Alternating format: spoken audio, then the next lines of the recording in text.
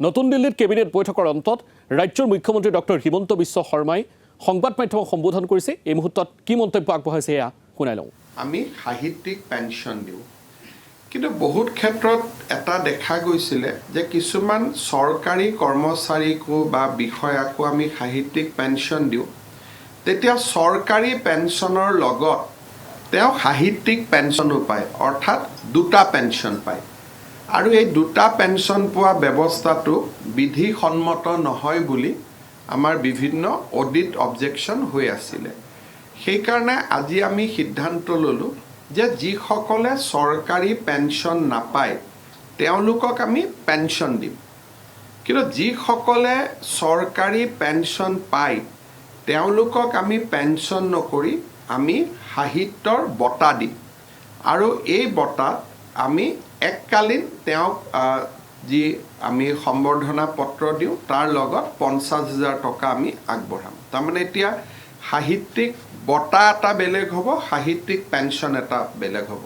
সাহিত্যিক পেঞ্চন মাহেকীয়া হ'ব, সাহিত্যিক বঁটা সেইসকলে পাব যিসকলে ৰাজ্য আৰু কেন্দ্ৰীয় চৰকাৰত কাম কৰি অৱসৰ লৈছে, তেওঁলোকে দ্বিতীয় এটা পেঞ্চন নাপায়, সেইটোক আমি বঁটা হিচাপে দিম আৰু এই বছৰৰ পৰা ই কাৰ্যক্ষেত্ৰত পৰিণত হ'ব।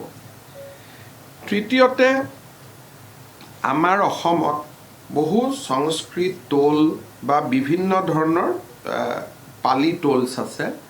ইয়াতে বহুতো ভাল শিক্ষক আছে, বিজ্ঞান অংকৰ ভাল ভাল শিক্ষক আছে, কিন্তু এই শিক্ষকসকলে সংস্কৃত টোলত ষ্টুডেণ্ট নাথাকিলেও শিক্ষকসকলে অহা যোৱা কৰে, ক্লাছ কৰিবলগীয়া নহয়।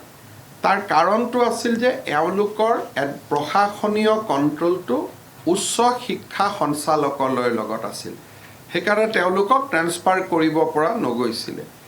আজিৰ পৰা আমি সংস্কৃত টোল আৰু পালি টোলৰ প্ৰশাসনীয় ডিপাৰ্টমেণ্ট ডাইৰেক্টৰ অফ হায়াৰ এডুকেশ্যনৰ পৰিৱৰ্তে আমি ডাইৰেক্টৰেট অফ ছেকেণ্ডাৰী এডুকেশ্যনলৈকে আমি বদলি কৰিলোঁ।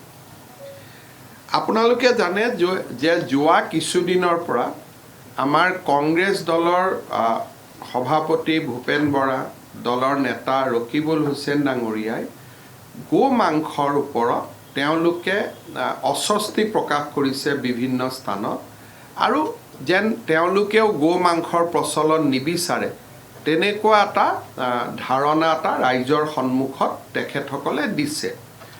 ভূপেন বৰা ডাঙৰীয়া আৰু ৰকিবুল হুছেইন ডাঙৰীয়াৰ যিখিনি ষ্টেটমেণ্ট, আজি আমাৰ কেবিনেটত তাক পুংখানুপুংখভাৱে আমি বিশ্লেষণ কৰোঁ।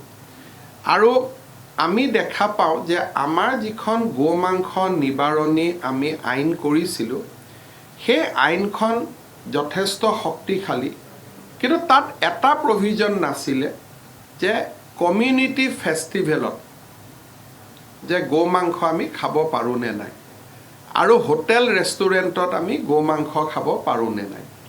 আজি আমাৰ কেবিনেটত এটা সিদ্ধান্ত হ'ল যে অসমৰ কোনো হোটেল আৰু ৰেষ্টুৰেণ্টত গো মাংস পৰিৱেশন কৰা নহ'ব। আৰু বিভিন্ন ধৰণৰ যি সামাজিক ফাংচন হয়, কোনোবাই ধৰ্মীয় সভা পাতিলে, কিবা পাতিলে, যিবিলাক সামাজিক সভা হয়, সেই সামাজিক সভাটো গো মাংস খাব পৰা নহ'ব। যিটো এটা অভিযোগ আছিলে যে কোনোবাই গো মাংস দি দিলে, তাৰমানে পাব্লিকলি খালে। এতিয়াৰ পৰা public consumption of beef has been total